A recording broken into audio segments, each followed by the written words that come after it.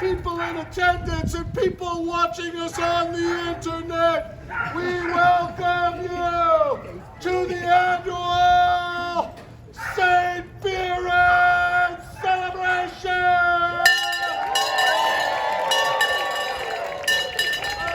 With the official announcement, I present to you the Honorable Mayor Hillary Huggs.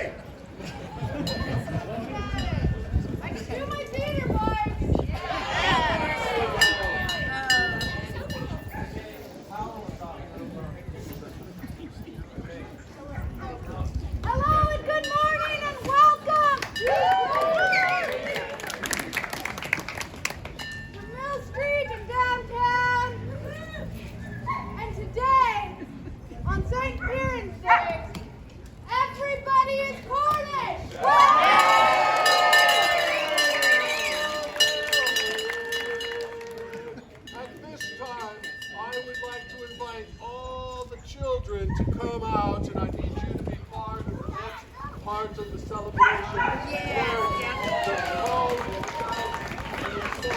on out. All of the children. Okay. Now, it's a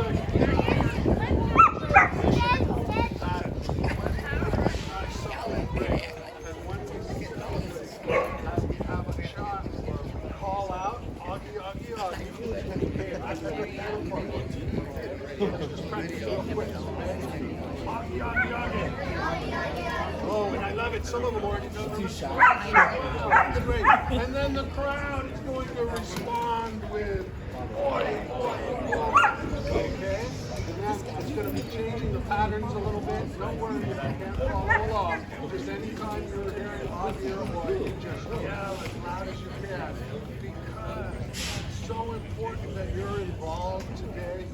So you're here to toss pasties. It's a tradition to carry on long after I am gone. I will be Cornish Christmas every single year today. Ready to celebrate. Okay? So I'm going to instruct the crowd what to do. Turn around and face the crowd. try to make as big a smile as possible. And as you heard when I was telling the children, we're going to go traditional call and response. It's going to go Augie, Augie, Augie. You will say, Oi, Oi, Oi. Then we're going to say, Augie, Augie, Augie. And you're going to say, Oi, Oi, Oi. Then I'm going to trick you and go Augie. Oi. Ah, good. Okay, and then one more Augie. Oi. And then the last three, the biggest, most important ones to get us really fired up and ready to go. Augie, Augie, Augie, and it kind of builds, and then they're going to explode with Oi, Oi, Oi. Okay? You got that? I know you got it. You guys are smart. You go to school here. All right. So, here we go. Traditional call and response. On three. 1, 2, 3. Augie, Augie, Augie! Oi, oi, oi! Augie, Augie, Augie!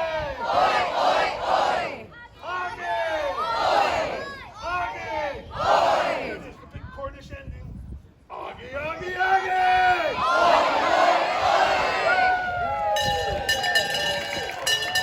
Oi, as all official proclamations end in Cornwall with God Save the King.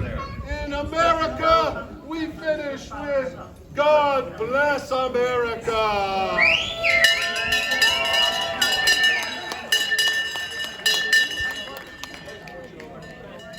Run away from me now.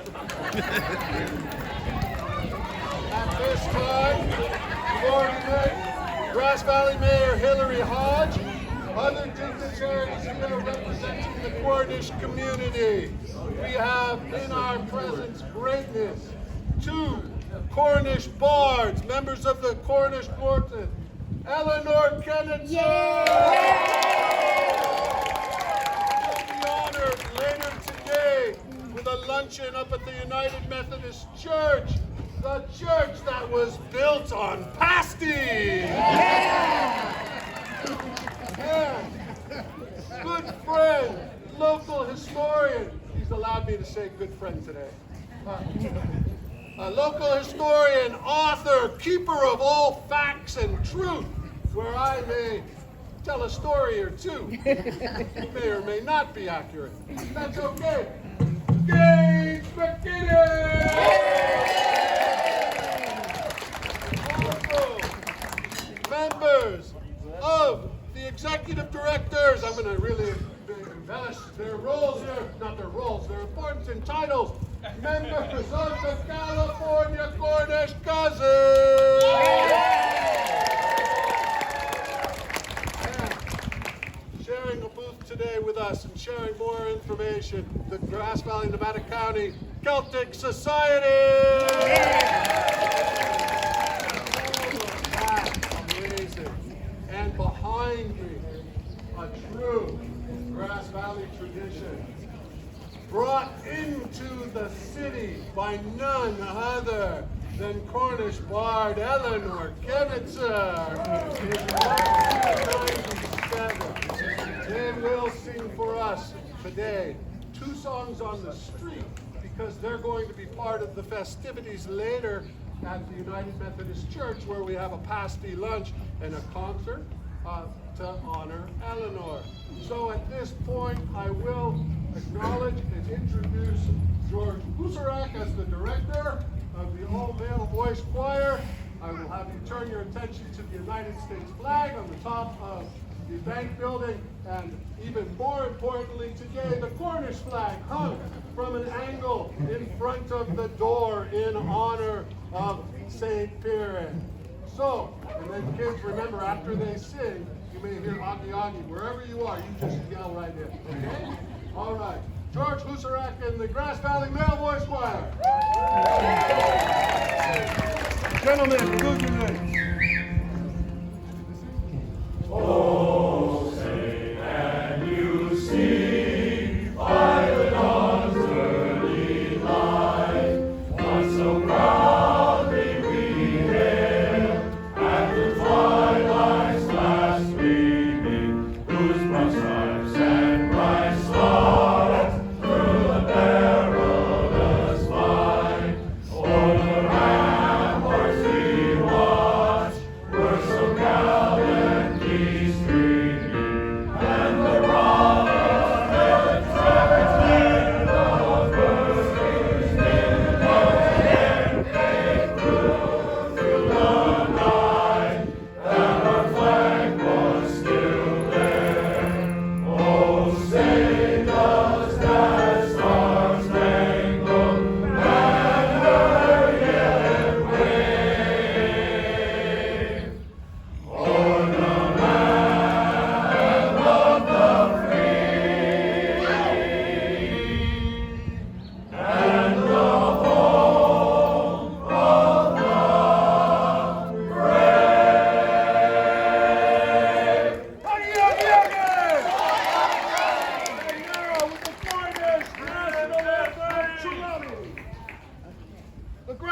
Hey, male voice choir! Please keep your lids in your hand and across your heart.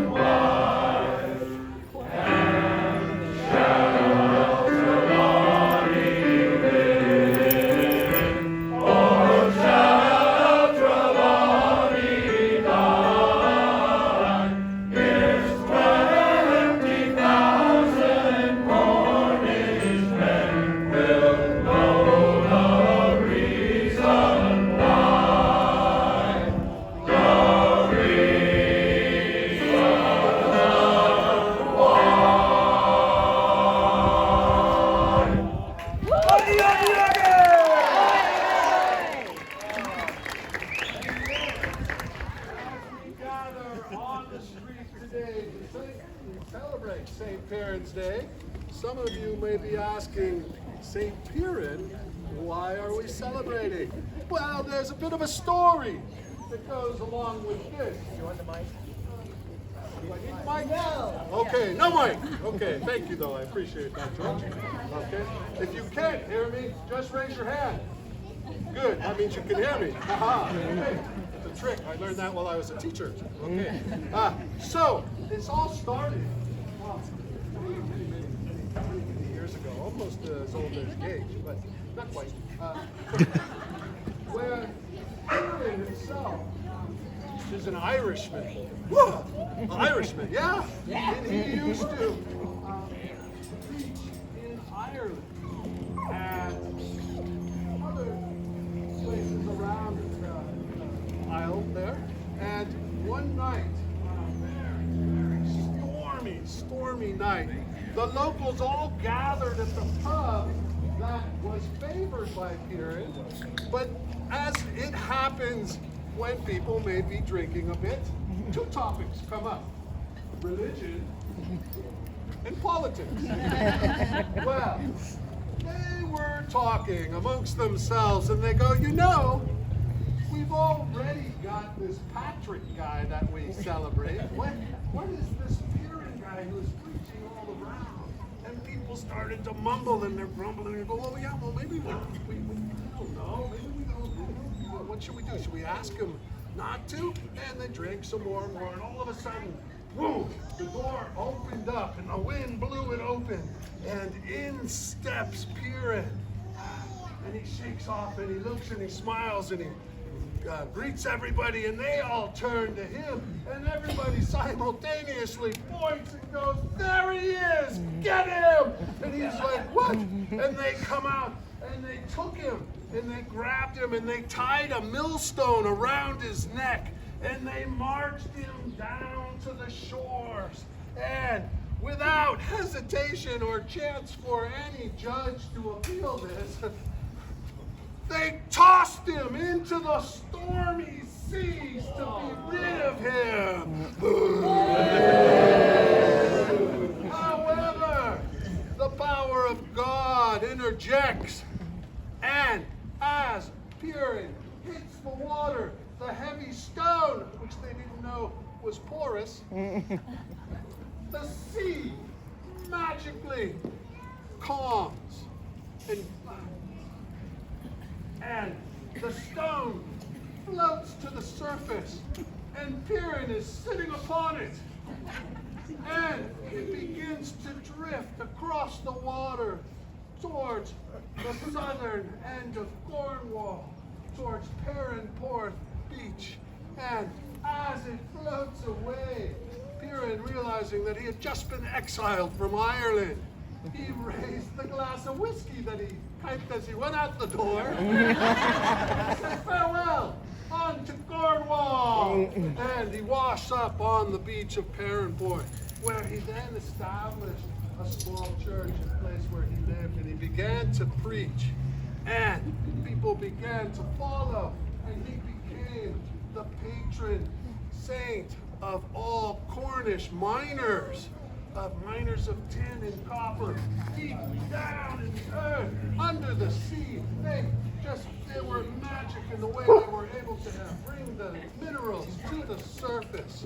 And then Piran himself, being fond of the drink, as I mentioned before, one night in his place, a fire raging in his fireplace to stay warm, one too many, or 10 too many, he passes out, and the fire rages, and across the top, on the shelf above the fire, made of shale, it superheats. And as this began to happen, the tin smelted, meaning it melted and flowed, there's your lesson, and it came up onto the shale, and it spread out in two distinct lines, a line north and south, a line east and west, making a cross on the black shale, which we now recognize as the Cornish flag that hangs there on the pole. So again, so important to Cornish culture. And then he went on to live for 305 years. Why 305? Leap year hadn't been created yet, so it's really 300. So just we round it up. But as a result, when the Cornish began to come to the United States, first as fishermen and boat builders on the east coast of New England, they came across the country, first also to the areas of Wisconsin and Michigan, where they mined minerals out of the ground, and then on to California in the late 1800s to teach us how to take gold from within the deep hard rock mines. We found the easy gold in the rivers, but it took their science, their ingenuity, their hard work in order to bring the gold out that made Grass Valley what it is. The Empire Mine, the most prosperous mine in America. Yeah. Unbelievable. And so they bring their traditions with them. When a culture moves, it comes with many things. It's food, the Cornish pasty, the music, brass bands, choir, folk music, brought to Grass Valley, and of course their church prayer as well, and other traditions such as Cornish wrestling. We won't do that today. It's very fun to watch Howard Levine wrestle, though. So, again, That is how he became part of Grass Valley. And then, as with all saints, they made an appearance again after passing. And it was a cold, stormy Christmas season night. Very close to Christmas season. And everybody'd been out and everybody gone home, and you could hear happiness in their houses. And a group of young men from out of the Wisconsin Hotel, and located where City Hall is now. And they've got their glass of whiskey, their vessel of whiskey that they've got, and they're singing together as they come out. And then they part ways. And one cousin, Jack, comes down Mill Street, finishing his bottle. And as he comes down and heads off towards his boarding house, he stops in 20,000 corners and well knows the reason why. He takes the glass, or the bottle of whiskey, and he drinks and he tips back. And as that happens, he loses his footing and he falls backwards, head first into the snow berm. His arms pinned at his side. He can't move, can't get out. And as he's lying there, it begins to get darker and darker, and he starts to think of his family back home whom he misses dearly in Cornwall. His sister, his mother, his father, his girlfriend. And it got darker and darker and darker.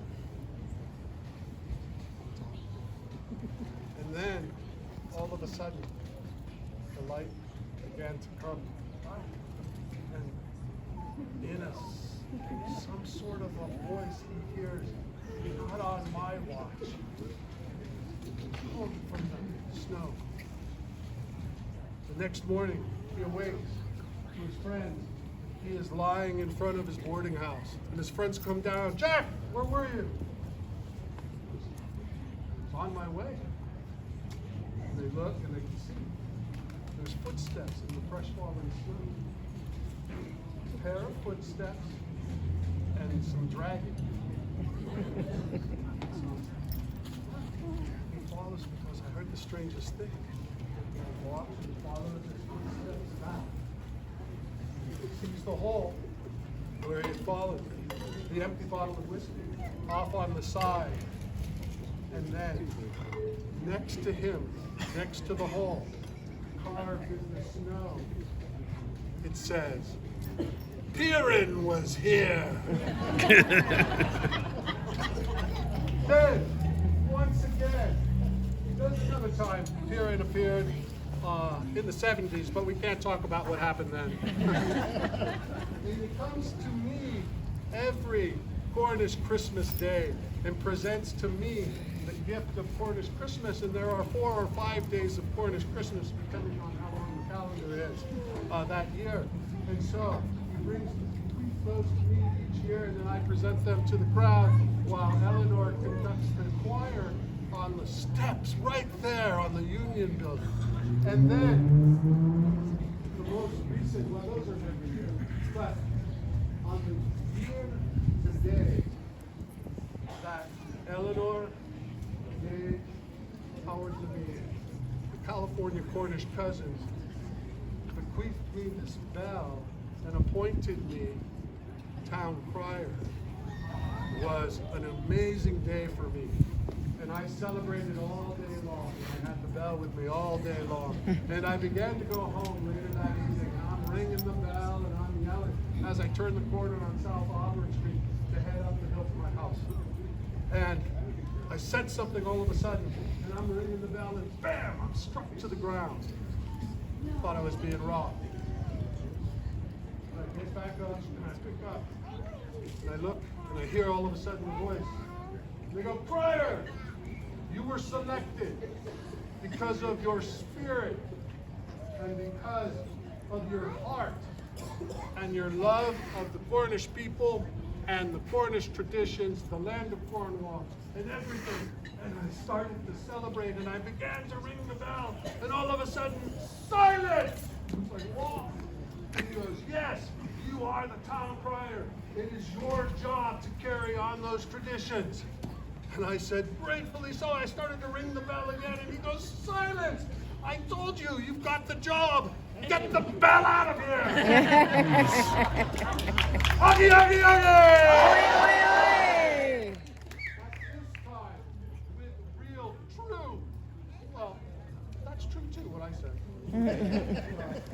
I am going to introduce to you Cornish bard Gage McKinney, because today our Cornish community grows even larger.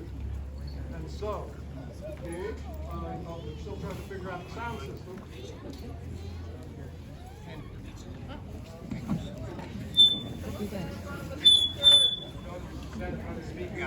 Okay, thank you everybody for being here and for all being Cornish today.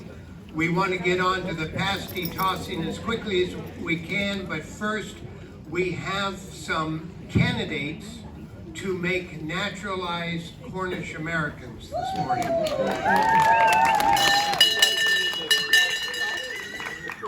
And so we call them Galvanized Cousin Jacks. And our candidates this morning are the extended Chan family. And if they would come forward to take the oath. And I've lost my friend Lois Hensel. Here's Lois.